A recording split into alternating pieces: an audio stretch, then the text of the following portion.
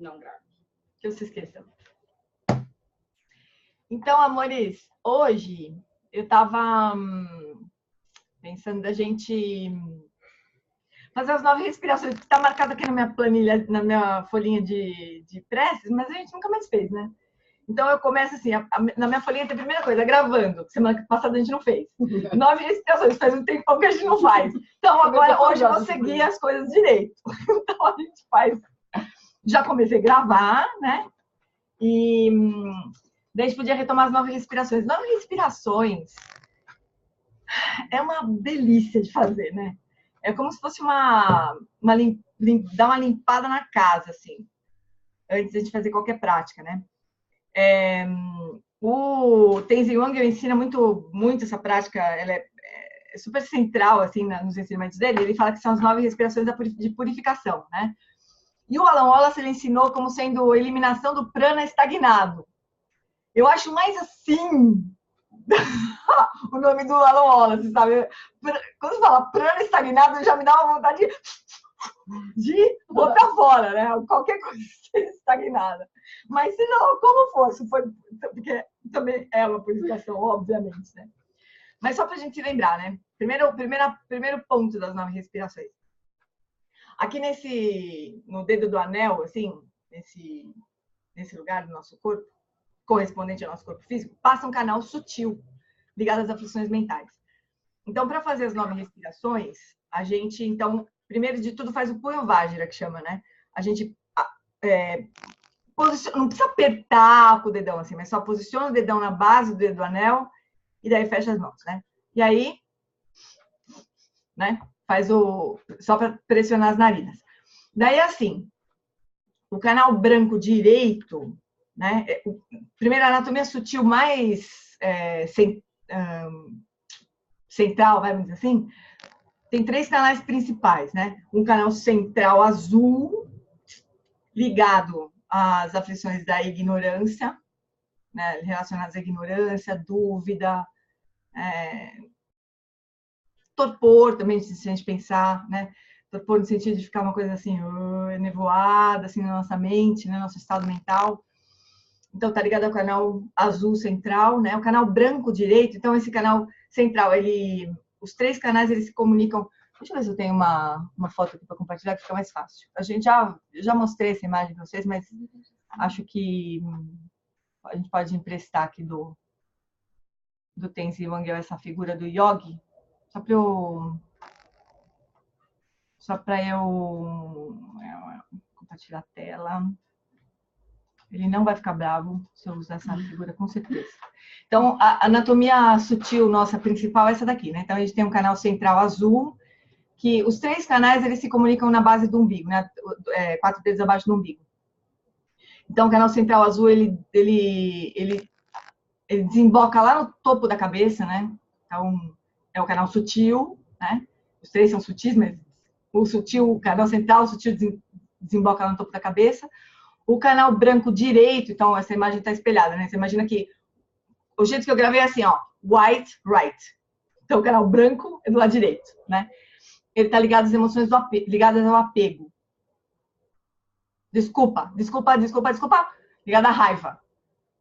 O canal lateral direito, branco, né? Então todas as emoções ligadas à raiva, hostilidade,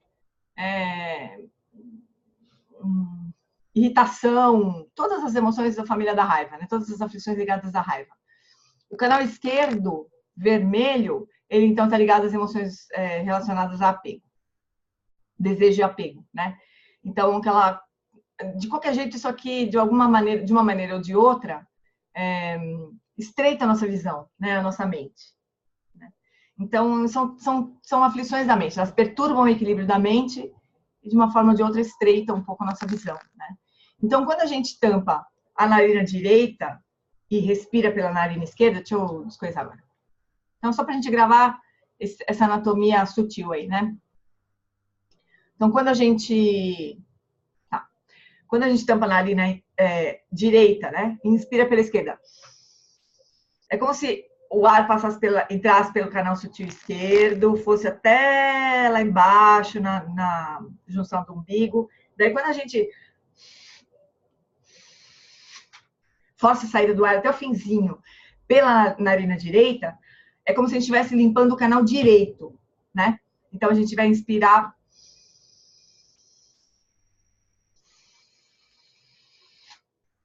No finalzinho, a gente dá uma empurradinha no diafragma para eliminar o prana estagnado, né? Esse restinho que nunca a gente respira, na verdade. A gente respira muito mal. Nosso padrão de respiração normalmente é ruim, né? A gente deveria cuidar um pouco melhor disso. Mas, de qualquer jeito, essa prática ajuda a fazer isso. A gente respirar o ar que a gente nunca expira normalmente, né? Então, quando a gente expira pela direita, entende, então, que a gente está limpando o canal direito, né? Como se a gente estivesse forçando a saída do prana estagnado do canal direito. Canal branco ligado à raiva, né? Então, a prática é assim, a gente vai inspirar pela narina esquerda, pode começar por qualquer um dos lados, não importa, né? Mas, normalmente, a gente inspira pela narina esquerda. Imagina que a gente está inspirando uma luz verde, que é uma luz com todas as bênçãos dos Budas. Imagina, a gente inspira... Ai, dá uma vontade de inspirar, né, desse jeito. Inspira todas as bênçãos dos Budas. Daí, quando a gente inspirou, a gente inspira tudo que é... todas as nhacas relacionadas à raiva, né? E aos poucos a gente vai sentindo que o lado direito vai ficando um pouco mais claro, desobstruído, né? A gente faz 3 vezes fazendo isso, né? Inspira pela esquerda, expira pela direita. Depois inverte, inspira pela direita, todas as bênçãos dos Budas, né? Lá embaixo vai trocar. E aí, inspirar todas as cracas ligadas ao apego. Né? Toda a tensão, a aflição, né? De coisas que a gente deseja. Tem a ver com apego também o fato de a gente estar sempre buscando, como diz o Tenzin, ele fala que a gente está sempre buscando sinal, é como se fosse celular buscando sinal, né? Fora, né? Como se a gente precisasse de uma rede externa para ter sinal, né? Então, essa ânsia de estar sempre buscando alguma coisa, essa inquietação, né? Que vem de estar sempre buscando alguma coisa que a gente nem sabe o que é, mas, né? Buscando, se a gente solta também, pelo canal esquerdo, pela narina esquerda, né? Depois a gente inspira com as duas narinas e expira, imaginando que está saindo pelo topo da cabeça, tudo relacionado à ignorância, dúvida, né? Incerteza, torpor, confusão, tudo relacionado à família da ignorância. A gente também manda embora pelo topo da cabeça, que nem baleia, né? Daí a gente, pronto, repousa um pouquinho, né? Aí a gente faz as preces, segue toda a prática. Beleza? Por enquanto tudo certo? Alguma questão? Então eu vou fazer, sem falar nada, só vou, né, só seguindo. Não precisa se esquecer, falar, putz, esse canal é o que mesmo? Lembra, só se você conseguir lembrar. Canal direito ligado a raiva, branco, né? Vai ficando branco cada vez mais claro, cada vez que a gente expira. Depois o canal esquerdo, vermelho, ligado ao apego, e também vai sendo cada vez mais liberado conforme a gente expira pela narina esquerda. Depois o central azul, né? A gente inspira sempre uma luz verde, imaginando que a gente está inspirando uma luz verde, e expira uma fumaça, o que você quiser imaginar, não precisa nem imaginar nada, mas que o canal central também vai ficando desobstruído. Depois a gente repousa um pouquinho, sentindo todo o centro do corpo. Aí pronto, a gente faz as preces. Beleza? Então vamos começar. Então, começando, punho Vajra, mantém o punho Vajra sempre. Você pode usar o dedo médio para tampar as narinas, como ficar mais confortável. Tá bom?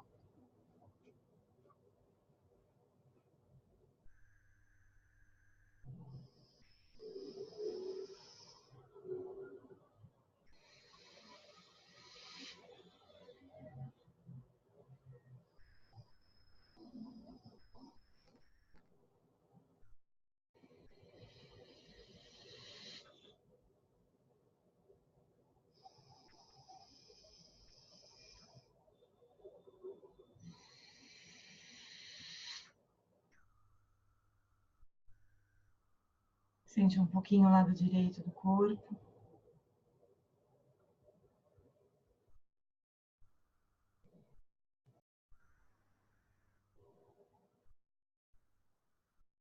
Agora inverte.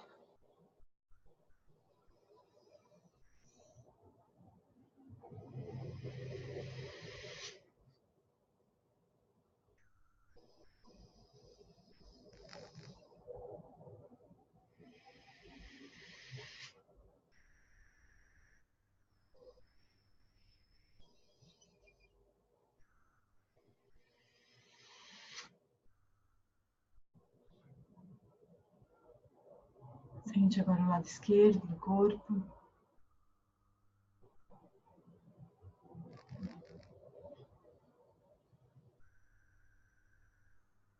Agora então verificando o canal central, inspirando e expirando pelas duas narinas.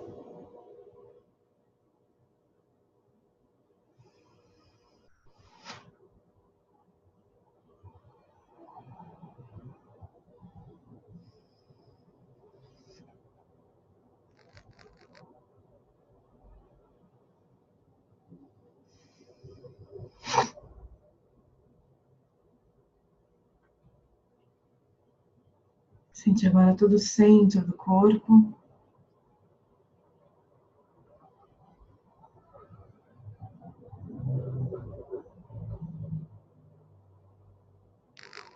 Agora então a gente faz as preces de refúgio, bodhicitta, acumulação de méritos, essas 7 linhas, e em seguida a meditação. Namo lama deshe dupeko, concho sungi ranjila, dandang nodru simchenam, chancho ardu kyapsuchi. Namo. No lama, que é a corporificação dos sugatas, da natureza das 3 joias, eu, juntamente com os seres dos 6 reinos, tomamos refúgio até nossa iluminação.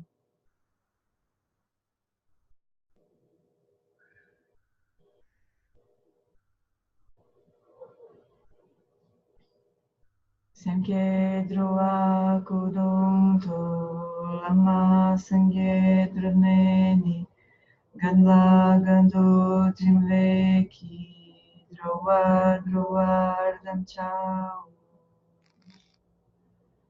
Para benefício de todos os seres, eu faço surgir o espírito de despertar e cultivo a realização do lama como Buda. Por meio de atividades iluminadas, treinarei cada ser de acordo com suas necessidades e faço o voto de liberar o mundo.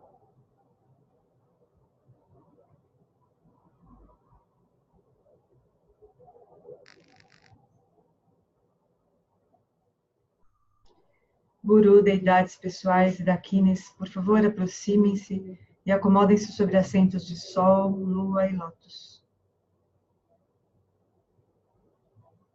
Com meu corpo, fala e mente, eu presto homenagem com reverência.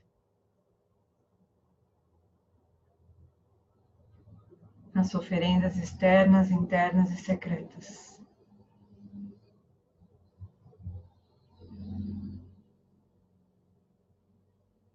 Conheço e exponho meus samaias quebrados e degenerados, faltas e obscurecimentos.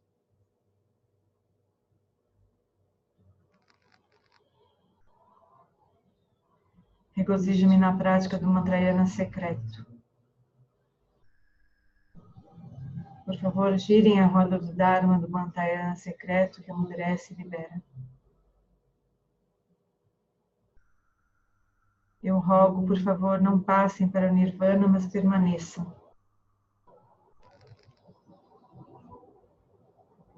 Dedico a essência aos seres sencientes. Possamos nós realizar a natureza Vajra perfeita.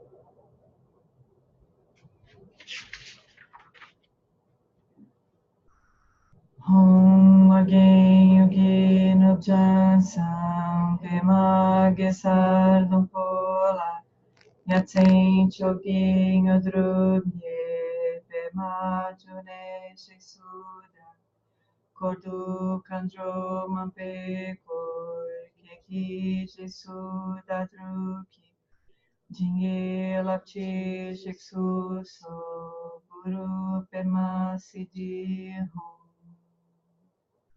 Na fronteira noroeste de Odiana, no coração de um lótus, Está sentado aquele renomado como Padmasambhava, que alcançou o supremo, espantoso supremo Siddhi. Está cercado por uma hoste de muitas daquines.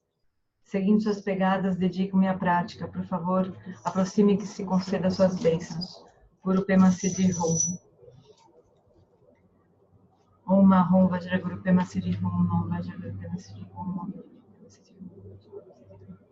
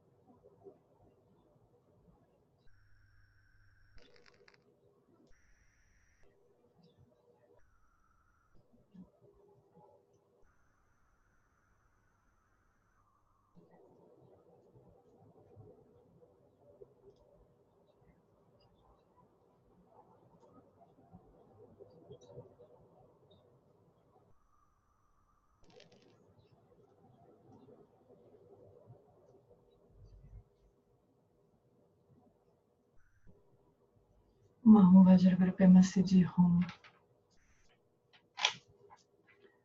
Sustentando a presença de Guru Rinpoche, então, na nossa frente, nós recebemos as 4 iniciações. Uma sílaba Om branca na fronte do de Guru Rinpoche. De uma luz branca que penetra pela nossa cabeça. Purifica todas as ações negativas, obscurecimentos de corpo. Planta semente para a liberação no Nirmanakaya.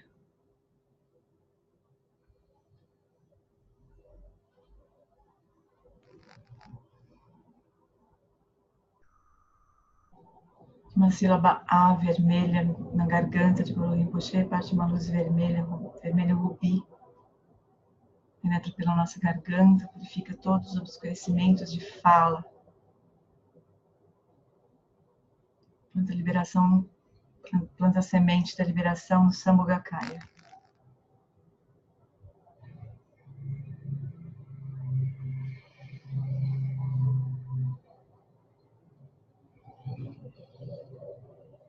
Uma sílaba Hum, azul no coração de Guru Rinpoche, parte uma luz azul que penetra pelo nosso coração, purificando todos os obscurecimentos de mente. Plantando a semente para a liberação no Dharmakaya.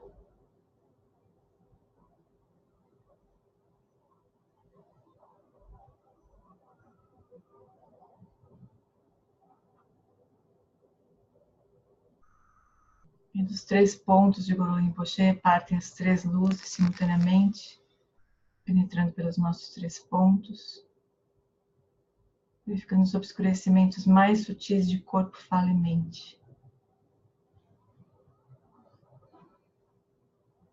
Plantando a semente para a liberação, realização do Svabhavakaya.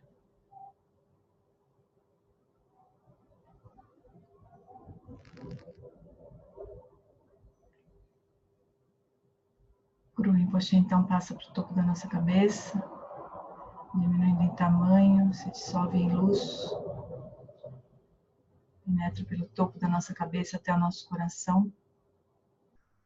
E nós nos tornamos indivisíveis de Guru Rinpoche em corpo, fala e mente frágil.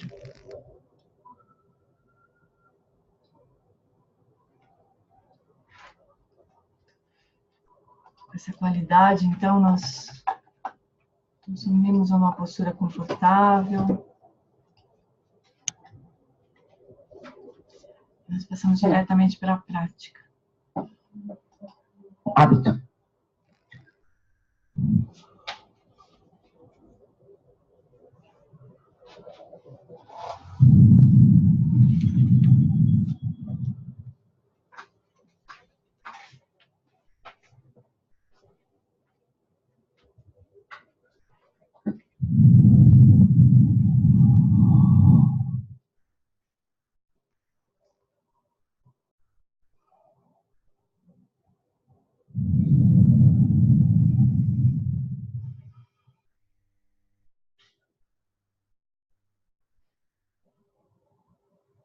As soon as you hear the bell, that there's immediately a trigger, a sense of release, of relaxation as you let your awareness descend right down to the ground. Deixe que o som do sino seja um gatilho que dispare a sensação de relaxamento, de ficar à vontade, à medida em que você permite que a consciência desça pelo seu corpo até o contato do corpo com o chão.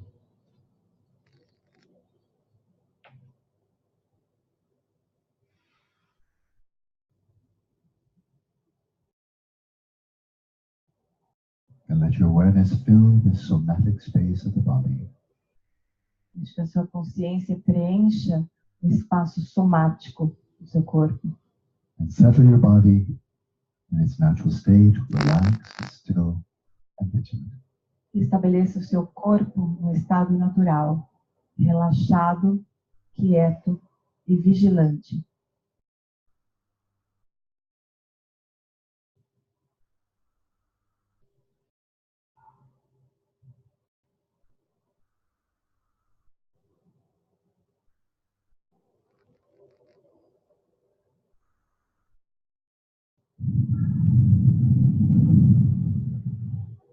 The flow of our respiration often gets disrupted by our mental afflictions, by anxiety, by tightness, by grasping.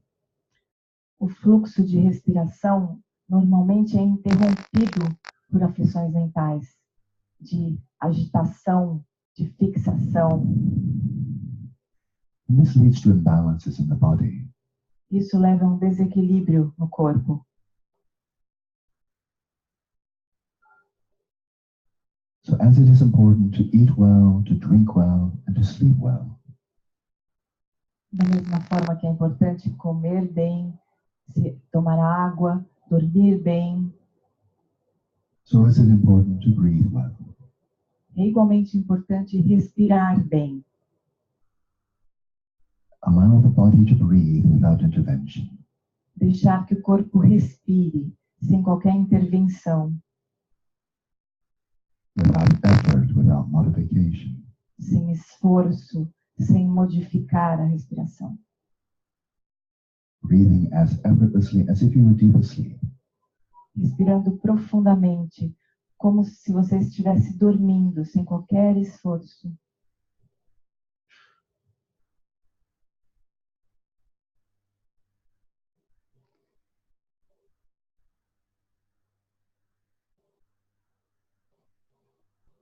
In this way, you allow the respiration to flow in its natural rhythm. E assim você permite que a respiração flua em seu ritmo natural.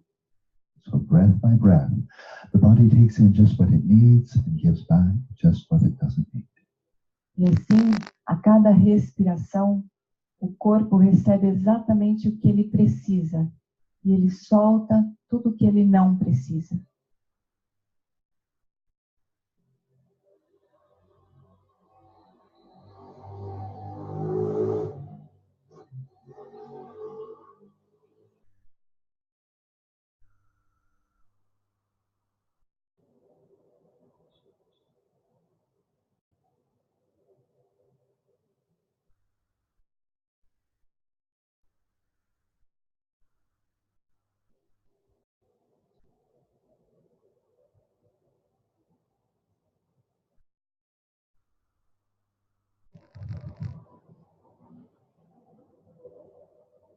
least temporarily giving up all attachment to the affairs of this life, e ao menos temporariamente, abra mão de todos os apegos aos assuntos desta vida.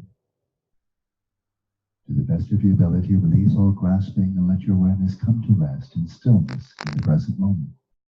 Da forma melhor que você puder, relaxe completamente, deixe que a sua consciência repouse no momento presente.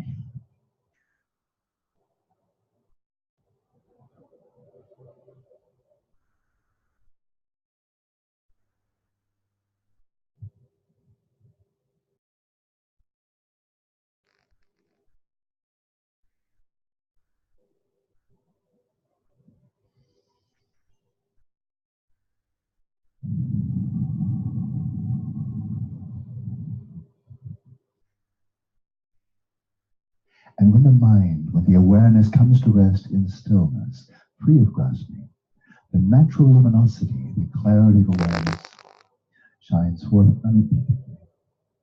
Quando a consciência finalmente repousa em sua própria base, a luminosidade da mente, da consciência, naturalmente se apresenta. So settle your mind in its natural state, relaxed, still, and clear. E assim estabeleça a mente em seu estado natural, relaxada, quieta e clara.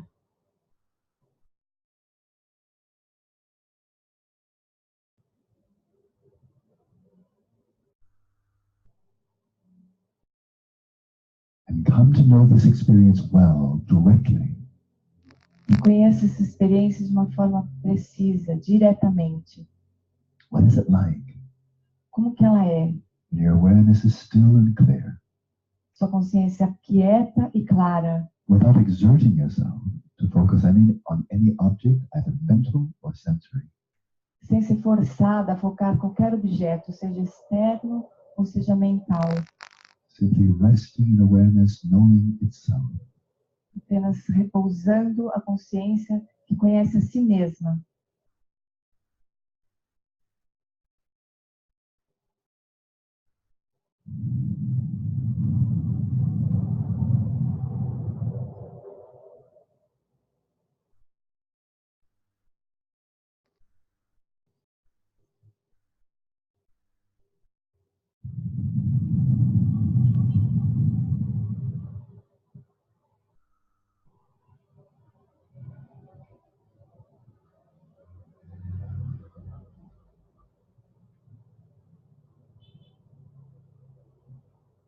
This is your home, from which you make many excursions throughout the day and the night.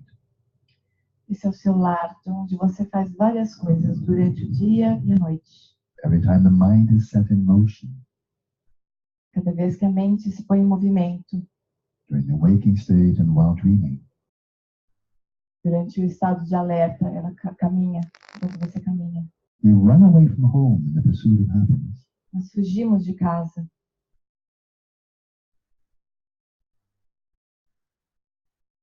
While all the while, the very source of our happiness is at home. e na verdade toda a fonte da nossa felicidade está em casa.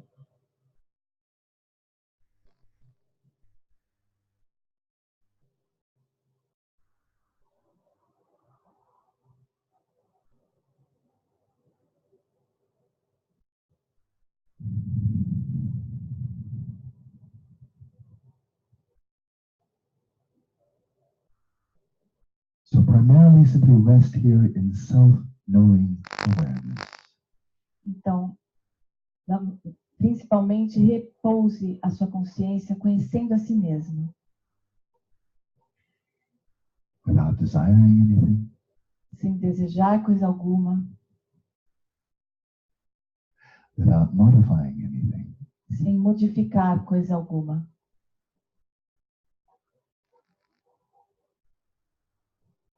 without effort, sem esforço,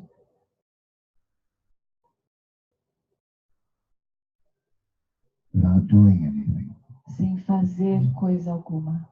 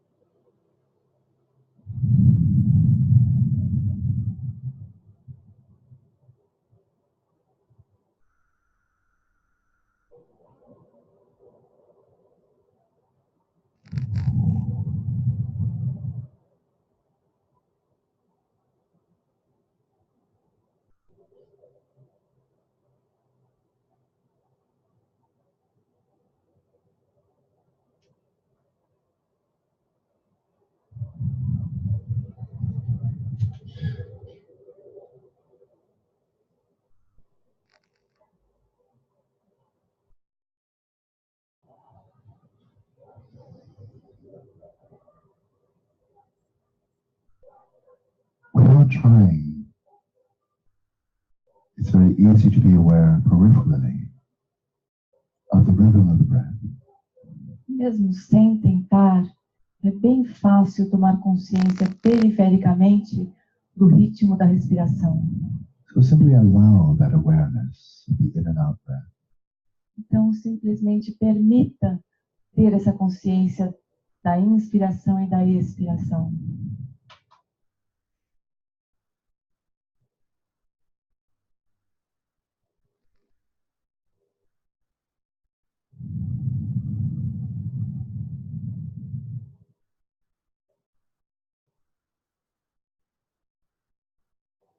So we primarily rest at home, awareness resting in its own place. A ênfase principal é que a consciência ilumine a si mesma em seu próprio lugar. And peripherally, we're aware of the fluctuations within the field of the body corresponding to the in and out breath. E perifericamente, nós tomamos consciência das flutuações ao longo do corpo relacionadas ao ritmo da respiração.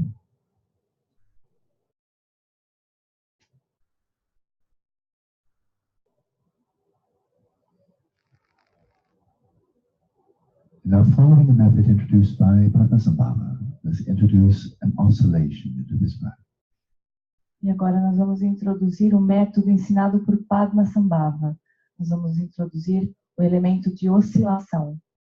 It's a temporary technique É uma técnica temporária to help facilitate the sense of ease, of stillness, and clarity of awareness.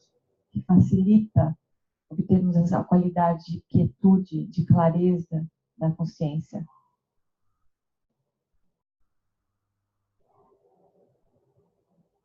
As you sense the breath flowing in, let this be an occasion to arouse, focus, invert your awareness right in upon itself. À medida que o ar entra, você intensifica, foca a atenção sobre si mesma, Withdrawing from all appearances, focus right in on the nucleus of being aware. remova a consciência de todas as aparências e foque o núcleo de estar consciente. So you see it face to face. Você vê face a face.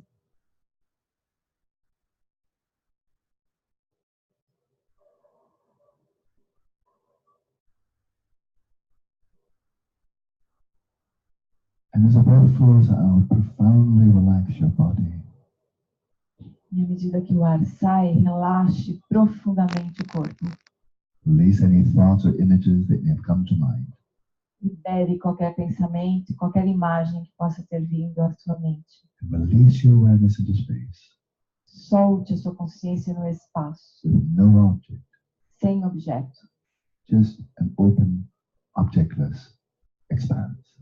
na expansão aberta, sem objetos.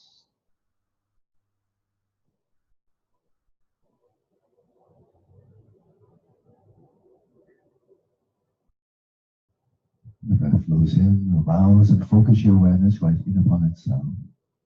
Quando o ar entra, intensifique e foque a consciência sobre si mesma. The breath flows out, release your awareness into space with no object. Quando o ar sai, solte a consciência no espaço, sem objetos. But throughout this entire cycle, as continuously as you can, sustain the flow of awareness of awareness. Durante todo esse ciclo, procure sustentar esse foco, a consciência de estar consciente. Let's continue practicing now in silence. E agora nós seguimos a prática em silêncio.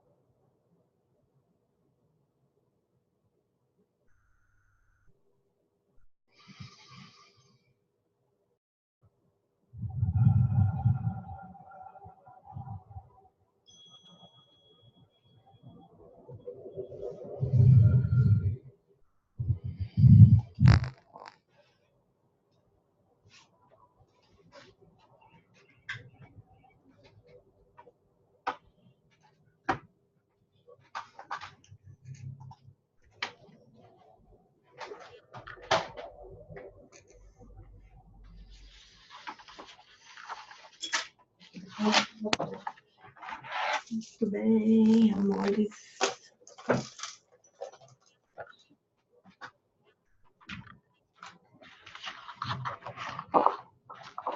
Esse comentário só sobre essa prática é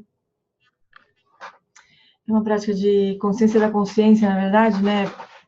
Assim, começando a entrar na prática de uma meditação, que é a prática central aí do nosso retiro, mas com uma atenção periférica no ritmo da respiração, né? E com relação a essa estratégia de alternar, né, na inspiração focar na própria consciência e na expiração relaxar, eu pessoalmente tinha problema com isso, porque eu sentia que eu estava controlando a respiração quando eu fazia isso.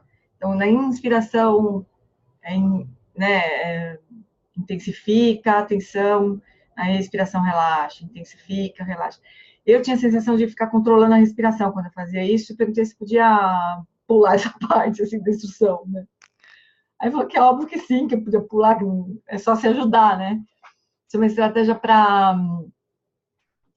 evitar os desequilíbrios de sonolência, de tensão. Então, já como se você tivesse a cada respiração já remediando. Então, você já, em qualquer inspiração, mesmo que você não esteja com sono, você intensifica a atenção, foca na própria consciência, depois solta, relaxa, já, mesmo que você não esteja distraído e nem agitado, né? Mas é só se ajudar, né? É um artifício, assim, para ajudar na prática. Se atrapalhar, esquece, né? Só faz a coisa que normalmente a gente já, qualquer prática que chama a gente faz, que é notar, né? Quando a atenção escorrega para algum lado ali, ou para sonolência, ou para agitação, né? Então, fica a dica. Se vocês acharem que não ajuda, não precisa fazer, né? Bom, aí, como a tonta que esqueceu de gravar semana passada, né? Só dar uma comentadinha rapidamente nas duas perguntas que a gente viu a semana passada, rapidinho, para a gente não esticar muito também. E a Nina, durante a semana, me mandou uma pergunta que eu acho que vale a pena a gente... É a pergunta de $1 milhão, na verdade, né? A pergunta da iluminação, não é nem do $1 milhão, é a pergunta da iluminação, né? Então, acho que vale a pena a gente comentar a pergunta da Nina. Então, só deixa rapidinho, só dar um toquinho nas suas perguntas, que foi do passado, né? Que a primeira, na verdade, da segunda, né? Da noite lá. A primeira dessa noite, desse vídeo, é aquela questão sobre que fazer quando a gente perde uma pessoa muito querida, né? Que era uma pessoa que estava nos Estados Unidos, mandou mensagem por Facebook, daí encaminhei para ele, ele respondeu, né? Daí, basicamente, ele fala que é para a gente simplesmente continuar enviando nosso amor, onde quer que a pessoa esteja. Linda a resposta. Depois, a outra pergunta é qual é a sua própria definição de mente e consciência, né? Daí ele vai explicar que no nosso contexto, né, basicamente a consciência, as duas coisas que definem a consciência é a luminosidade, que é assim, essa luminosidade que não é luz, né? Não acende nada, não tem nada aceso na nossa cabeça, especialmente, né? Mas que é essa propriedade, vamos dizer assim, da consciência de iluminar os fenômenos, né? De permitir que os fenômenos se manifestem. E a cognoscência, que é de reconhecer, né? Que a gente compreende, assim, a gente sabe, tem um saber, um conhecer, não conceitualmente, assim, mas um reconhecimento, assim, tem uma que é uma experiência tão básica, né? Tão íntima para nós, né? Mas é o que basicamente define um ser sensate de um espelho, de um pedaço de pedra, né? Que não tem nenhuma capacidade de cognoscência. Então, essa basicamente... E mente, para nós, seria todo esse espaço sutil aí onde vão surgir todos os fenômenos mentais, né? Como a gente conhece, pensamentos, emoções, né? Que é o que a gente faz quando a gente faz a prática de estabelecimento de estado natural, ou de shamatha com foco na mente, é nesse espaço sutil que a gente está focando, né? Onde surgem pensamentos, memórias, sonho, né? Todos os eventos mentais, propriamente. Depois, a outra pergunta é qual é a definição de sem e semi, né? Esse sufixo ni, no tibetano, ele é o mesmo que tata, né?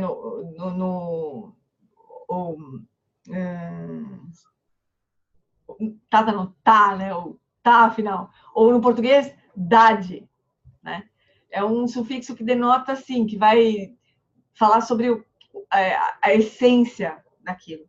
Então, sem a mente, sem mi, é a essência da mente, né? O que é ser mente? Ser mente, né?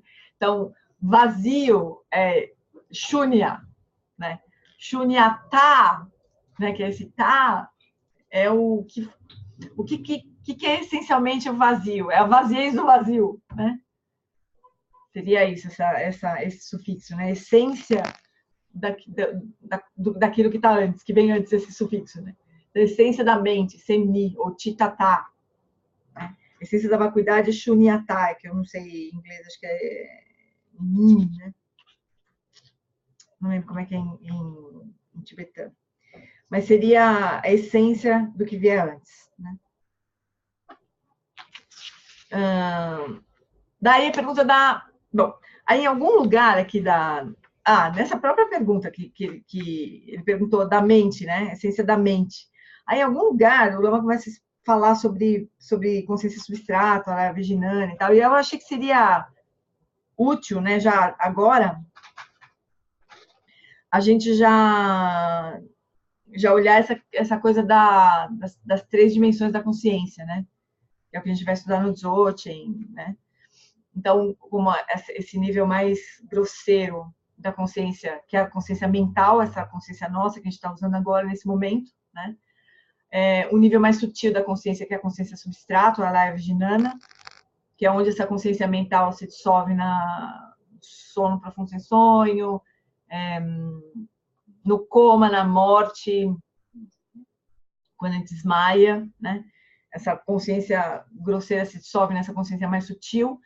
E, por fim, quando a gente atravessa essa consciência, atravessa, né, essa último véu assim que nos separa da mente do Buda, da mente de Buda que todos nós temos, né, acesso, teoricamente, aí a gente atinge o nível mais sutil e absoluto da consciência Keripa, ou consciência primordial, ou mente do Buda. Então, são três dimensões que não são três coisas diferentes, né? Então, a metáfora sempre é gelo, gelinho, raspadinha e água líquida, né? É tudo H2O, mas a mente grosseira é mais condicionada, mais formatada, né? a Laya Virginiana um pouco menos, mas ainda tem muitos condicionamentos, ainda tem todo, o depósito de todos os condicionamentos, né? E Rigpa, que é água líquida, zero de condicionamento, pode se manifestar livremente por compaixão só, né? Aí a pergunta da Nina, que é a pergunta que vale a iluminação para todos nós, né? Quem é que observa essas mentes todas, né? Então, quando a gente, na nossa prática, vamos pensar na consciência grosseira, mental, né? Na nossa mente agora. Quem faz a prática? Né? Essa é uma boa pergunta, né? Quando a gente está fazendo essa prática de consciência da consciência, quem está fazendo a prática? Aí, quando a gente atinge Shamatha, ainda tem alguém que atinge Shamatha. Ainda existe uma dualidade, né? Ainda existe essa noção de um eu que atinge Shamatha, né? Que está repousando na consciência substrato. Ainda tem dualidade. Essa dualidade vai ser o último traço de ignorância que a gente vai iluminar quando realmente atinge Rigpa, né? Em Rigpa não tem mais um eu separado ali fazendo nada, fazendo prática nem nada, né? Rigpa é não dual, não existe Rigpa iluminando a si mesmo, não tem dualidade. E aí quando a gente chega nesse domínio, começa a faltar palavra, porque a gente não entende, a gente não consegue conceber, um pouco a pergunta do Darcy também na semana passada, a gente não consegue conceber a não dualidade, né? A gente não tem essa experiência de não dualidade. Então sempre fica faltando palavra. Mas a noção do eu é o que a gente vai investigar durante todo o caminho. A gente vai nesse retiro, a gente vai investigar de várias maneiras essa sensação de eu, o que ela é, né? E o que não dá para negar, nunca vai dar, é que existe um eu, né? Que funciona, que opera, que faz coisas, mas o trabalho todo é a gente ir realizando, não compreendendo intelectualmente, mas sentindo, percebendo, compreendendo, né? Que esse eu existe, mas não do jeito que a gente pensa que é, né?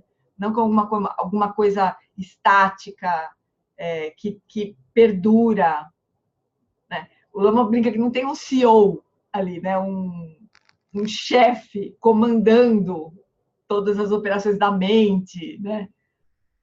É como se a gente vai tendo essas experiências de como que o eu se manifesta. Como é que esse eu se manifesta? O que tem dentro desse eu? Quando a gente fala eu estou fazendo a prática, a gente olha para esse eu, o que tem dentro desse eu? Isso é uma prática. Né? Não é uma definição que vai resolver a nossa vida, porque a gente pode ler várias definições, a gente pode ler lá, o eu não existe, o eu ele vai ser ele vai ser simplesmente aparências, blá, blá, blá. A gente pode ler várias coisas, né? Mas o que vai resolver a parada mesmo é a gente investigar na nossa própria experiência. Quando a gente está fazendo a prática, a gente volta a atenção para a gente, né? O que tem aí? E a gente vai procurando. É o próprio retiro, Nina. Então, não se aflija. É isso que nós vamos ver nesse retiro, esse aqui que a gente está estudando, é isso que a gente vai ver em outubro, é o que a gente vai ver sempre, até atingir a iluminação, porque essa realmente é a pergunta da iluminação mesmo. Que é isso que perdura, né? O que nos mantém no samsara é justamente essa ilusão do eu, né? Só para a gente lembrar também, eu acho que vou mandar também esse trecho. Daqui a pouco eu vou mandar o PDF do Felicidade Genuína, né? Pra vocês verem, vocês entenderem que era bom ter esse livro, né?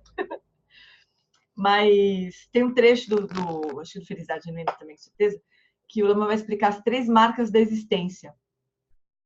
Eles também chamam essas 3 marcas da existência de as 3 delusões inatas. A gente nasce com essas delusões. A primeira delas é a impermanência. A gente não entende, né? A delusão na verdade, da permanência, né? A falta de consciência, de realização da impermanência de todos os fenômenos. Depois a outra é a fonte, o que é verdadeiramente fonte de felicidade e de sofrimento. Então,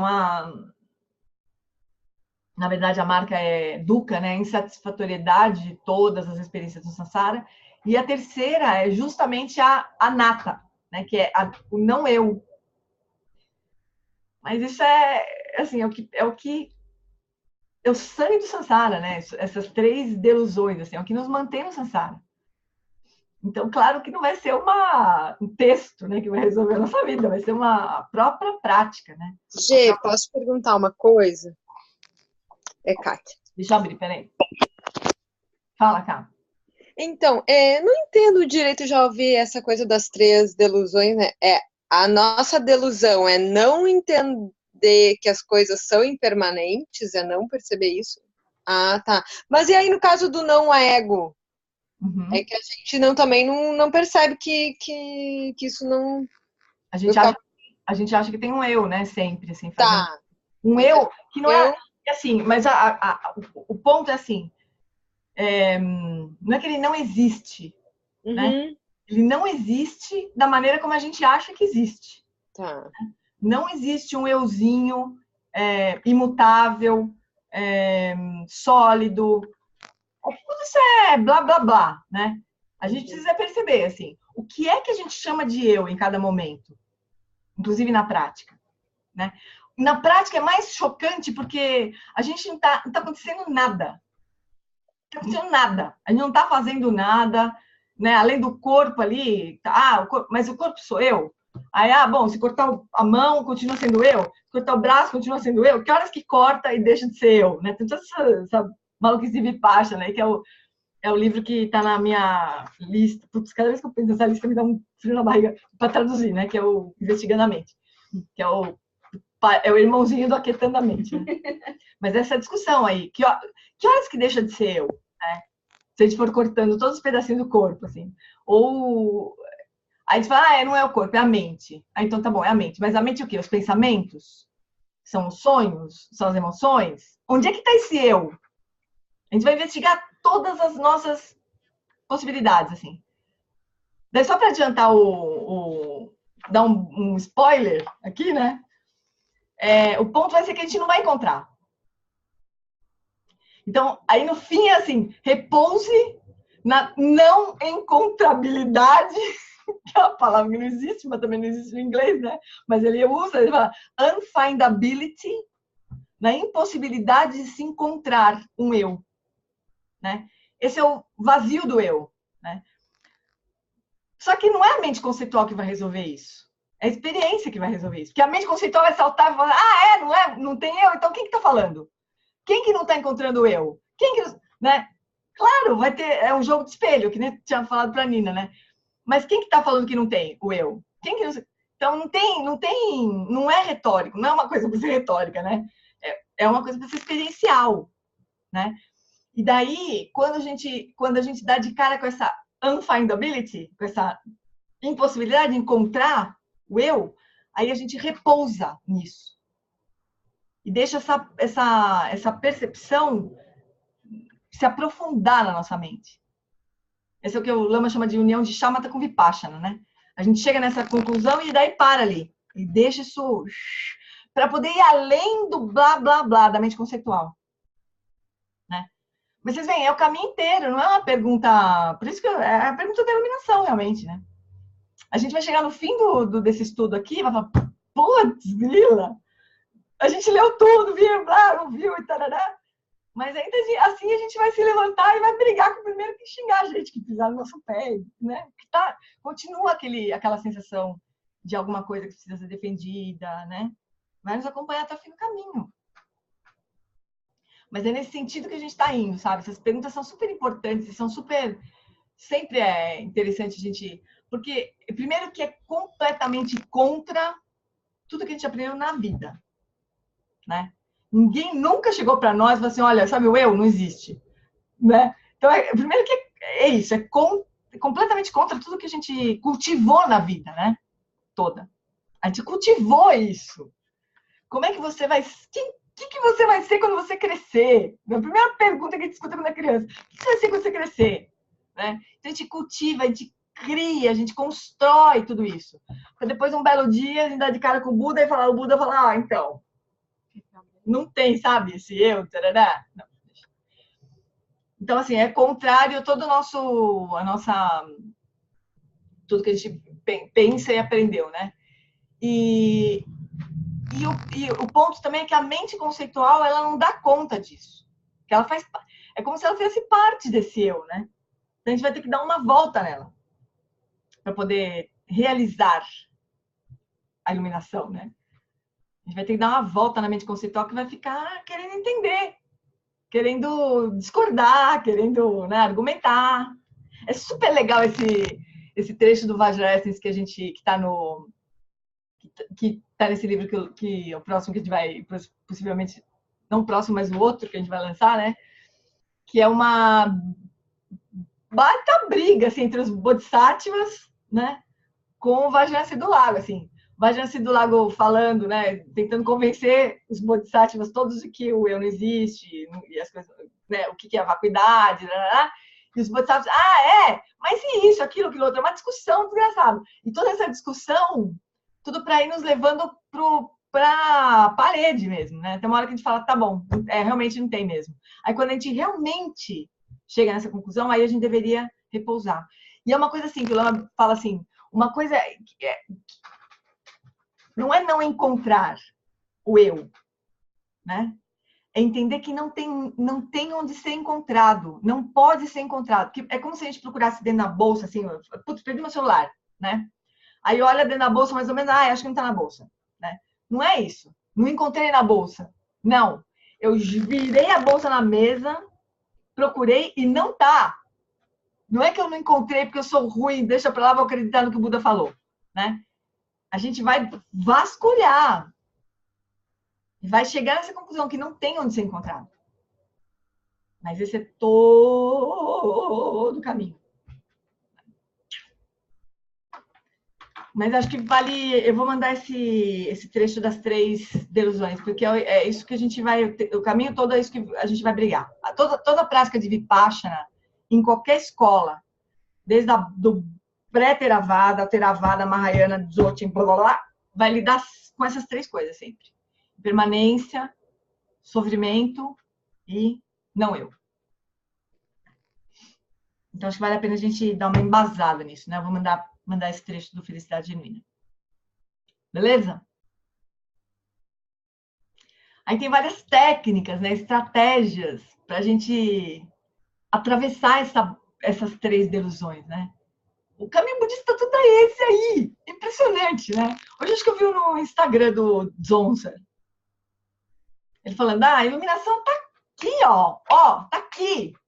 Só que a gente tem um hábito de achar que tem um eu aqui, que, né? A gente tem essas delusões assim tão entranhadas que a gente não realiza. Mas seria só isso. Nossa situação, né? Tá bom, amores? Vamos então andar um pouquinho no nosso estudo? Passando pro vídeo 3 agora, né? Eu mandei para vocês a impressão, né, do texto, é na página 24 agora em diante. A gente encerrou... 24 mesmo, tinha errado aqui. Introdução ao Dzogchen preliminares incomuns.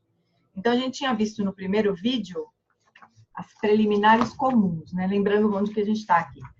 O John Limpa ainda está se batendo com as preliminares, sendo que as preliminares não vão se resolver, né? Vocês viram que é uma coisa... As incomuns é justamente isso, a impermanência... Desculpa, as comuns, né? Impermanência, karma, que está junto com o sofrimento, no primeiro vídeo, nos ensinamentos de John Limpa, está junto com o sofrimento, e vida humana preciosa. Essas são as 3 comuns. Então, as preliminares não são uma coisa que a gente vai entender e beleza, acabou, vamos aí. Vai junto até o fim também, né? Porque o dia que a gente entender verdadeiramente a impermanência, pronto, resolveu, né? Mas nessa fase do caminho, essas preliminares, esses 3 pontos das preliminares comuns, eles têm o propósito de nos fazer desencanar de ser feliz no samsara. Esse é o ponto. Né? São os 4 pensamentos que transformam a mente, que no caso do John Limpa de 2003, mas são classicamente os 4 pensamentos que transformam a mente. Esse termo transforma a mente é assim, estou virado para o samsara e estou virado para a iluminação. É isso que esses pensamentos fazem, girar a nossa mente 180 graus.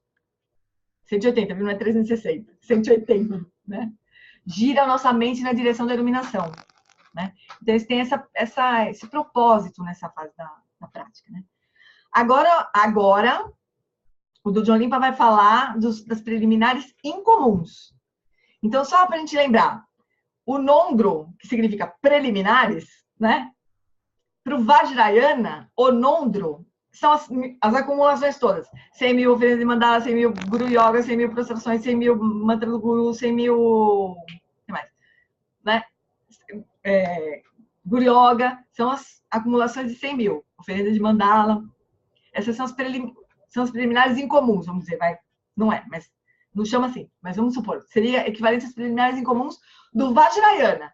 Agora a gente vai olhar as preliminares incomuns nos ensinamentos do John Limpa, do Dzogchen, para nós aqui, né? Nesse caminho aqui, né? É claro isso. Isso é bem importante. Porque às vezes o próprio Alan Wallace comenta isso, né? Que às vezes as pessoas falam assim, peraí, no Dzogchen então não precisa... É tudo muito fácil isso aí. Porque não precisa fazer acumulação de nada, né? Porque o Nondro... Eu não fiz, né, o Nondro do Vajrayana. Mas eu tenho vários amigos que fizeram, amigos que estão fazendo. É uma canseira, assim, é um tempo, é um esforço, uma dedicação gigante, né? De se fazer, de se cumprir todas as acumulações. Ao mesmo tempo, se você não tiver profundidade, aquilo é exercício físico, basicamente, alguns. Outros nem exercício físico né? Então, assim, o Nondro pode ser desperdício de tempo também, se não tiver um embasamento. Agora, vamos ver o que no caso do nosso caminho aqui apresentado, né, do John Limpa, o que seriam essas preliminares incomuns? A gente vai ver que não são nada fáceis. Tudo bem por enquanto? Hoje nós vamos terminar, nós vamos parar de conversar aqui às 8:55, porque nós vamos retomar o nosso aforisma do dia. Não vou esquecer essa vez. Então, vamos lá.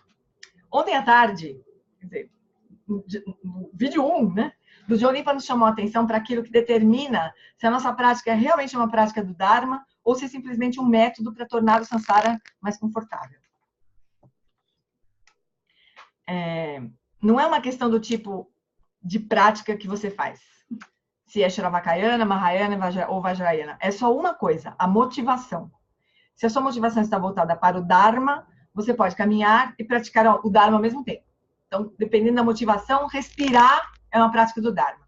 Outra coisa super interessante também que ele diz é que você pode ter uma motivação Mahayana, ou seja, a sua motivação é atingir a iluminação para libertar todos os seres, né? Fazendo práticas do Theravada, né? Fazendo atenção plena à respiração, mega Theravada. Mas a sua motivação é Mahayana, né? Então, o que está por trás de tudo é a motivação, né? Por trás de tudo. Se a sua motivação é voltada para o Dharma, você pode caminhar e praticar o Dharma ao mesmo tempo. Agora, se a sua motivação é simplesmente obter conforto nesta vida, ter menos estresse, ser mais calmo, ser um pouco mais feliz, então mesmo que esteja praticando Vajrayana ou Dzogchen, não importa, porque não é Dharma. Isso é cruel, porque também a motivação a gente vai adequando, né? A gente no SEB brinca, né? Que ninguém abre aquela cortininha do SEB assim, falando, eu vim aqui para libertar todos os seres do samsara, né? A gente não chega assim, nunca. E muitas vezes, eu não sei como é que eu vou ficar com vocês, mas eu muitas vezes me agarro na prática para me sentir mais segura. Ou para aliviar uma inquietação. A gente vai acertando. Aí quando a gente lê isso, fala, eu estou praticando Dharma. É mais ou menos também, né? A gente vai acertando a motivação. Mas o viés a gente vai ter até o fim. O ponto é a gente ficar olhando para ela, né? E aí purificando a motivação, né? Mas isso aqui só a gente sabe, né? A gente tem que ser muito honesto com a gente mesmo, sem ser cretino com a gente mesmo, né? Sem ser muito duro com a gente mesmo, mas ser honesto, né? Para entender o que a gente está querendo ali. Se for só, eu quero só me sentir melhor, porque eu estou me sentindo mal, pode ser que esteja valendo, sabe por quê? Porque a gente precisa se sentir minimamente estabilizado para poder seguir, inclusive no caminho, né? A gente precisa ter uma estabilidade existencial mínima, assim, para poder seguir no caminho. Então, a gente vai olhando, né, para a motivação e ajustando. Portanto, estabelecer a motivação é como preparar-se para uma grande viagem marítima com um mapa de navegação. Para onde você vai? Onde é que você quer chegar? Sem os mapas de navegação, sem ter visão de um caminho em mente, você estará só dando voltas em volta do porto. Mesmo que vá muito rápido, ainda assim estará andando em círculos. Há uma frase que gosto muito. Mesmo que você vença a corrida de ratos, obtendo dinheiro, prestígio, poder e sucesso, ainda assim você é um rato.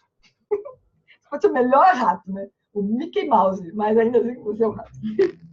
Você se dá bem, mas é um rato. Portanto, mesmo que você esteja indo muito bem no Sansara, ainda assim está deludido. Isso é de doer o coração, né? Porque a gente aspira a ir bem no Sansara, né? A gente aspira, a gente é treinado, a gente treina os filhos, sobrinhos para ir bem no Sansara. Mas isso é ficar cada vez mais fortão na delusão, né? E o papel do Dharma... O que é? E o papel do Dharma é fazer você sair da delusão para o despertar, da falta de lucidez para a lucidez. Então, imagine que você tem a motivação realista e enraizada na realidade. Aí, então, o próximo ponto, que no budismo chamamos de motivação, eu chamo de inteligência conativa. É ser sábio em seus desejos. Cultivamos a inteligência conativa. Quando cultivamos a inteligência conativa, surge uma outra questão. Você consegue permanecer focado? Ele está explicando o Cultivating Emotional Balance aqui, né? Na verdade. Então, a inteligência conativa é primeiro assim, para onde que eu vou, né? O que vai me fazer? O que eu quero do Dharma? Eu quero ficar melhorzinha ou quero me iluminar? Né? Aí eu vou começar a escolher coisas que vão me dirigir à iluminação, propriamente, né? Mas aí a segunda questão é, você consegue permanecer focado? Ou daqui a pouco vai passar alguma coisa brilhando assim, você vai que nem ratinho, né, com o cheiro do queijo, né? Nesse mundo nós sabemos o quanto é fácil se distrair. Parece que a modernidade foi desenhada para nos manter o mais distraídos possível. Ficamos mais e mais tensos, agitados e difusos. Por isso é claro que ficamos cansados e estressados, e a mente se torna embotada e sonolenta, e aí adormecemos. Depois acordamos. Ficamos mais e mais tensos, mais e mais agitados e mais cansados, dormimos novamente. Isso se chama Sansara. Sansara do dia a dia. De dia, a vida. À noite, a morte. O Sansara continua até mesmo quando estamos dormindo. Quando entramos em um sonho, inconscientes, deludidos, aí morremos no sonho. Voltamos a dormir, renascemos em outro sonho, deludidos, ignorantes, e de novo voltamos a dormir, e o Sansara é implacável. Esse é realmente um ciclo vicioso. Essa é a nossa situação no Sansara. Agora vamos entrar no segundo ponto. Já com as preces iniciais e motivação, espero. Né? Já fez as preces iniciais, motivação? Segundo ponto. Desenvolvimento da inteligência da atenção. Isso aqui é tudo antes da prática de meditação, na verdade. Isso aqui é prelúdio da prática de meditação. Que a gente vai treinar a atenção, né? Imagina que ele falou tudo isso antes de a gente fazer a prática que a gente fez hoje, né? Agora vamos entrar no segundo ponto, com as preces iniciais. A gente já fez as preces, vamos fazer a prática, né? Vamos entrar no segundo ponto do desenvolvimento da inteligência atencional. Deveria ser ensinado em todas as escolas do Brasil, desde o jardim da infância aos 3 ou 5 anos de idade. As crianças poderiam fazer coisas bem simples para gostar de desenvolver a inteligência atencional. Não seria maravilhoso ter uma educação onde as crianças aprendessem a jamais se estressar? Dessa forma, elas não precisariam mais tarde aprender a gerenciar o estresse. Ele fala que é uma prevenção, né?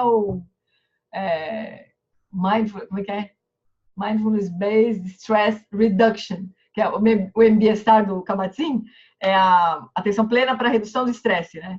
O Lama acha que deveria ter atenção plena para a prevenção do estresse, porque o estresse nunca precisasse ser gerenciado, né? Somos criaturas de hábito. Criamos maus hábitos, isso nos faz infelizes.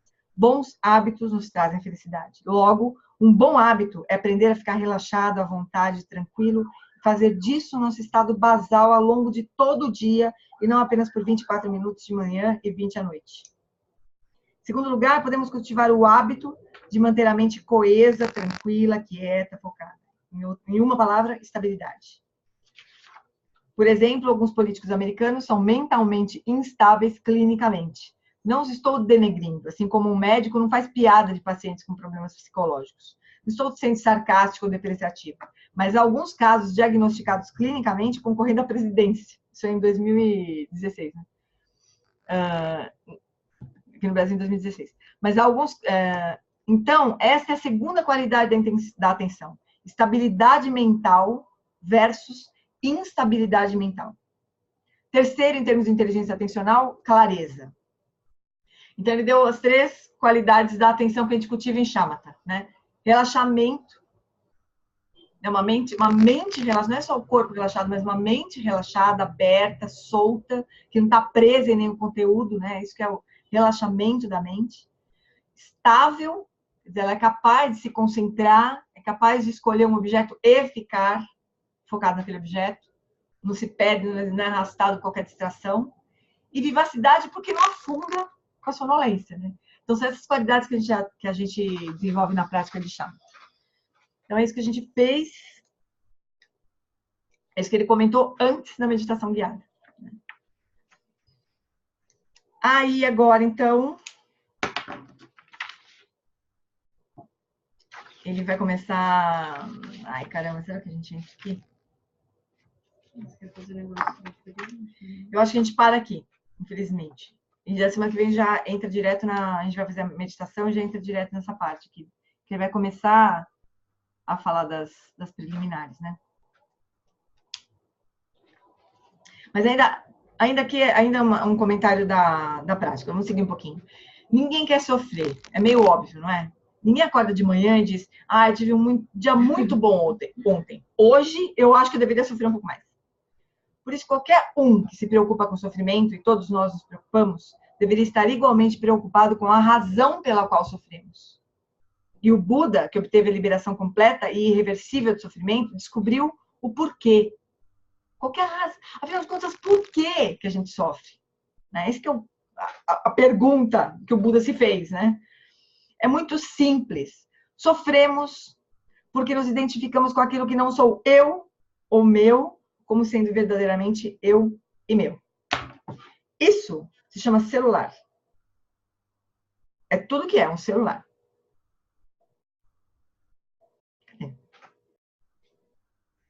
É um celular, é tudo que é. Mas eu posso dizer que isso não é apenas um celular. É o meu celular. Realmente meu. E eu acabei de enviar a mensagem para o universo. Agora eu quero sofrer. Cada vez que a gente fala assim, isso aqui é meu, a gente manda uma mensagem para o universo. Pode vir sofrimento, manda ver. Se esse celular não, se esse celular e não outro for riscado, eu sofro. Mas cadê? Se não fizer o que eu quero, eu sofro. Se alguém pegar, roubar, eu sofro. Agora, se o seu celular for riscado, não funcionar bem, ou se alguém roubar, paciência. Sinto muito, né? Mas eu não sofro com isso. Porque o seu celular é só um celular, mas esse aqui é o meu. E da mesma forma, os meus amigos, a minha família, a minha reputação, o meu país, etc. Essa é a receita do sofrimento. Agora, parece muito fácil. Tá bom, então, esse aqui não é meu celular? Claro que é, eu comprei, isso aqui. Então, não é tão simples assim, né? Mas a raiz é essa daí, né? Agora, como cortar essa raiz é que não é muito simples. Que poderia ser, mas não é, né? Toda vez que falamos meu, estamos mandando um convite para o sofrimento. Sofremos por delusão. Então, essa tal da delusão inata que a gente estava falando no começo, né? Mas podemos nos livrar dela. Agora, vamos mais fundo, mais perto do núcleo. Aquele é só um corpo. Não, apesar que não é só um corpo. É da minha irmã. Mas, sei lá, sei lá. Um outro corpo. Aí é só um corpo. Mas esse aqui é o meu corpo. Portanto, eu estou pronto para sofrer fisicamente. Essa é a minha mente. A minha mente. Os meus pensamentos, os meus desejos, as minhas memórias. Estou pronto para sofrer. Assim, se esse é o caminho para o sofrimento, o caminho para se libertar do sofrimento é parar de fazer isso. Simples. Abandonar todo o apego a esta vida. É nesse ponto que Dom Tempa queria chegar, que é, exclusive, o aluno do Atisha, que escreveu esse texto para onde nós vamos já. Então, só para fazer o link com a prática, né? Então, a gente se identifica com muitas coisas e sofre por conta da identificação com essas coisas, né? Portanto, nessa prática simples de repousar na consciência sua própria natureza, que é o que a gente fez na prática, nós já deixamos de nos identificar com o corpo como sendo meu, né? E simplesmente permitir que pensamentos, memórias, desejos venham e vão, mas sem nos identificarmos com eles, nós não estamos nos identificando com a mente. Isso só é shamatha, né? Essa é a prática de shamatha. É claro que cedo ou tarde teremos que voltar para a ação. A gente vai se levantar e vai fazer coisas. O retiro vai acabar e nós vamos voltar a nos mover. É muito difícil não cair de volta na delusão. Exatamente nessa situação é que devemos ir além do treino da atenção. Então, enquanto a gente está fazendo uma prática, né, é meio que fácil. A gente está tudo parado, não está acontecendo nada, né? Eventualmente a gente tem uma dor, mas sei lá, essa dor vai se acalmando, ou a gente desenvolve uma habilidade de concentração, desvia a atenção da dor, então tá tudo bem. Agora, quando a gente levanta da almofada e vai para o mundo, aí só o equilíbrio da atenção pode não ser suficiente, né? Aí é que entram as práticas de Vipassana, ou de Prajnaparamita e tudo mais. Então a gente vai seguir a partir daqui, tá? A partir desse shamatha, o treino da atenção. Hoje é dia 25 de março. Certo, chuchuzinhos? Bueno, o aforisma que a gente tinha combinado na semana passada de estudar era o terceiro do sexto ponto, que é não fale sobre as limitações dos outros. É um trecho curto, eu vou até ler, assim, mas porque é bem curtinho, né? Nós, com frequência, cedemos ao desejo habitual de discutir com grande detalhamento sobre as falhas de outras pessoas. Esse aforisma reitera o velho ditado: se você não puder dizer algo gentil, não diga nada.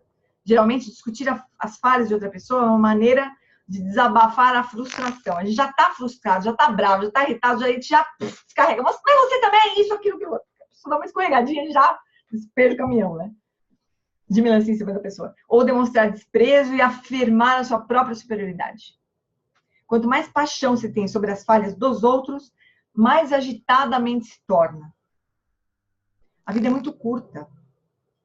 E muito importante para ser desperdiçada discutindo as falhas dos outros. A gente não tem muito o que fazer com relação a isso. Esse comportamento não traz nenhum benefício, prejudica o cultivo de bodhicitta e, em última instância, nos fere. Há poucas exceções. Então, de novo aqui, a gente vai ver que o que está por trás das poucas exceções é justamente a motivação, né? Uma coisa é apontar a falha do outro e falar, como eu sou melhor que o outro, como é que imbecil. Dá vazão para sua própria raiva, né? Agora, a motivação sendo correta, né, isso se torna uma outra coisa. Então, por exemplo, um médico pode contar seu diagnóstico como paciente por benevolência e com a intenção de curá-lo. Até o Lama brinca que, se não fosse possível atingir a iluminação, o budismo seria muito cruel. Ficar apontando todas as causas de sofrimento, sendo que não tem saída, né? Seria uma sacanagem grande, né? Mas como tem saída. O Dalai Lama uma vez falou isso, né? Por que o budismo fala tanto das aflições da mente, do sofrimento? Por que o budismo fala tanto de sofrimento? E o Dalai Lama falou, porque tem saída. Acho tão lindo isso. O budismo fala muito de sofrimento porque tem saída, né? Se não tivesse saída, era melhor não falar nada, né? Da mesma forma, um pai fala com seus filhos sobre seus problemas. Entre amigos, há também a responsabilidade de discutir as falhas do outro por altruísmo. Quando percebemos que um amigo faz algo negativo, algo que ele nem mesmo consegue perceber, por carinho e preocupação, temos a responsabilidade de chamar sua atenção para o seu comportamento. Isso é ser um bom amigo. Quando a motivação é benéfica, há ocasiões e formas apropriadas de discutir as falhas dos outros. A gente não está no meio, né? Não é... A gente sai da frente, né? A gente foca o outro. Talvez aquela falha vá trazer sofrimento para o outro, né? E se o outro não escutar, não fizer sentido, também tá bom, né? Se a motivação for outra, que não for trazer benefício, é melhor manter o silêncio.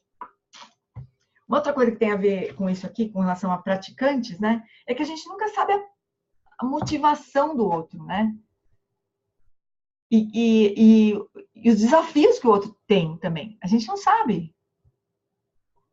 Então, atacar é uma coisa muito... É jogar lama, né? Como diz o Lama Santo, é jogar lodo na cara do outro. A gente, pelo menos, podia parar de jogar lodo na cara do outro, né? Se a gente não conseguir ajudar, tudo bem, mas jogar lodo na cara do outro, a gente podia evitar, né?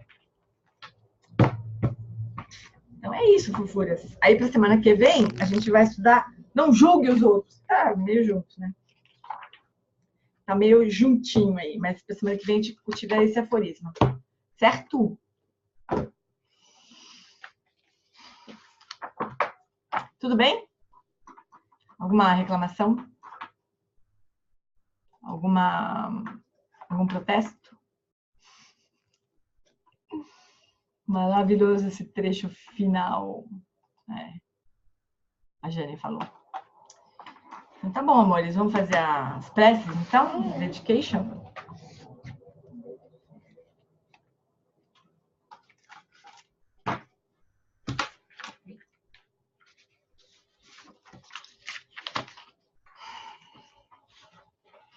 Antes da gente encerrar, vai também. Antes da gente fazer as preces também, depois a gente vira uma confusão, assim. Mas o retiro lá de 8 semanas, onde a nossa Paty está, né? Começa agora em abril, né? No domingo, esse 30... Não, começa em abril, em algum dia de abril. E para quem tiver interesse, dá para assinar, para se inscrever, para receber os podcasts, né? Quer dizer, os áudios do retiro. E dá quase para acompanhar, sabe, o retiro, de longe. Então, quem entender, porque não tem tradução, infelizmente eu não estou lá, não daria para traduzir, né?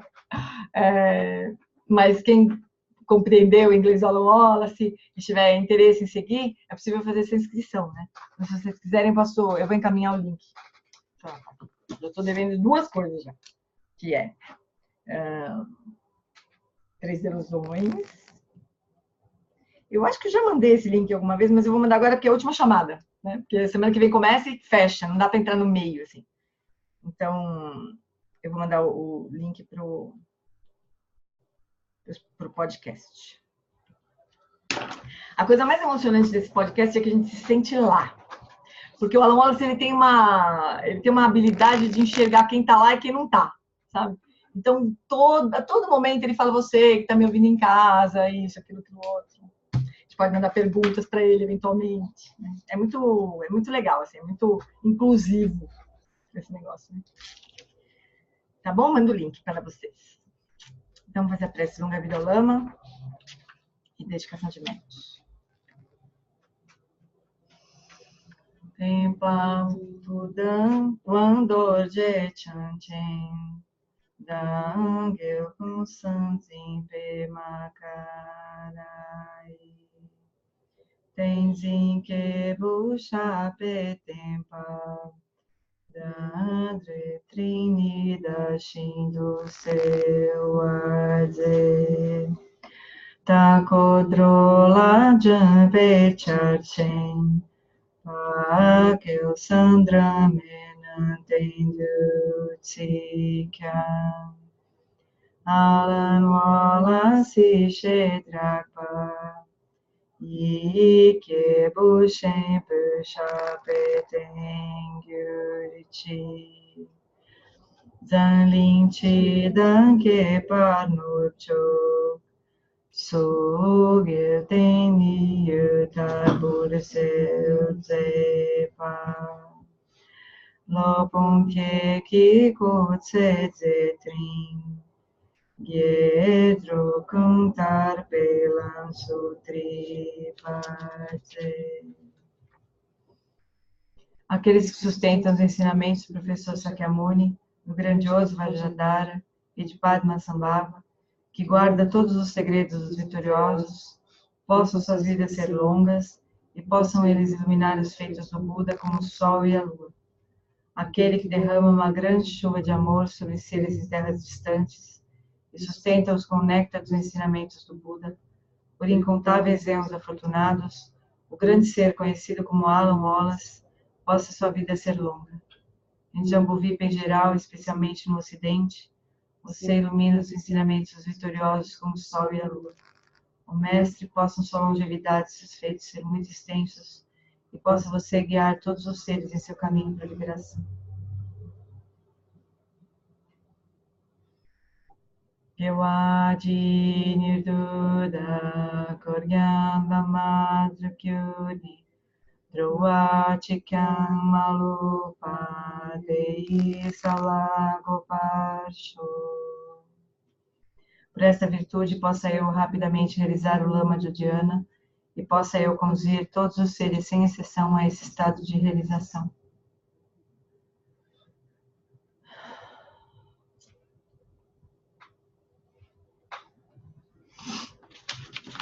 Muito bom! Então, beijo para todo mundo. Beijo. Beijo, obrigado. Beijo, obrigada. Uma semana boa para todo mundo. Obrigada. Obrigada, Gê. Beijo. Obrigada, Gê. Obrigada. Tchau, Giana. Obrigada. Tchau, querida. Beijo, beijo. Abraço a todos. Tchau. Obrigada. Obrigada.